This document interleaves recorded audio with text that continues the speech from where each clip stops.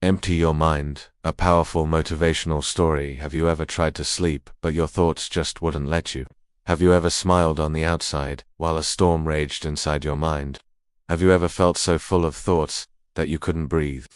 In a quiet valley nestled between tall blue mountains, lived a 24-year-old young man named Marco. On the surface, Marco had everything: health, time, and the freedom to explore life.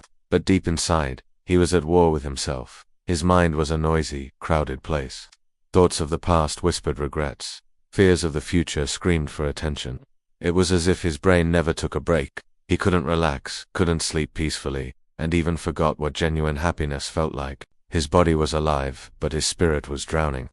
Then, one evening, Marco overheard travelers at the village tea shop talking about an old wise man who lived far up in the hills. They said he used to be a great psychologist in the city, someone who had helped thousands find clarity and peace. But now, he lived in silence, away from the chaos, surrounded by trees and mountains, offering guidance to those truly seeking answers. Something clicked inside Marco. He thought, maybe this is my chance.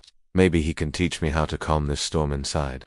The very next day, he packed his bag and began the journey. It took several days of walking through forests and climbing rocky paths. But finally, he arrived at a small wooden house, blanketed in vines and flowers. On the porch sat an old man with a silver beard, his eyes closed, his breath calm, his presence like still water.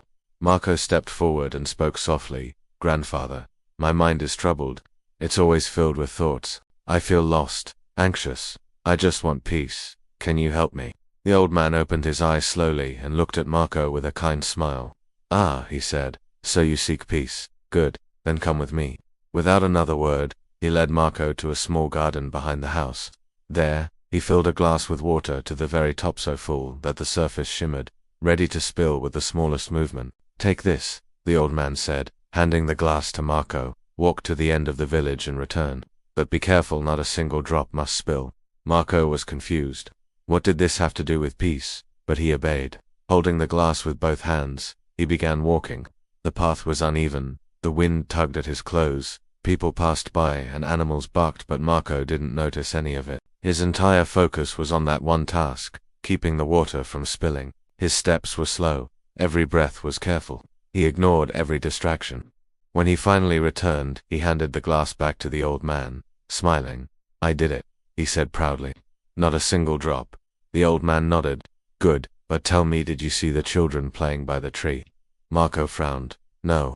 "Did you hear the dogs barking near the well?" "No, I didn't notice anything else." "Exactly," the old man said. "That, my boy, is the secret. You were so focused on your task, your mind had no space for anything else. In that moment, you weren't worrying about the past. You weren't anxious about the future. You were completely in the present. And that is peace." Marco stood there, quiet. He finally understood. Peace wasn't something outside of him. It wasn't a place or a person or a prize. Peace was within him all along, buried under layers of thoughts. All he had to do was clear the noise and return to the present moment.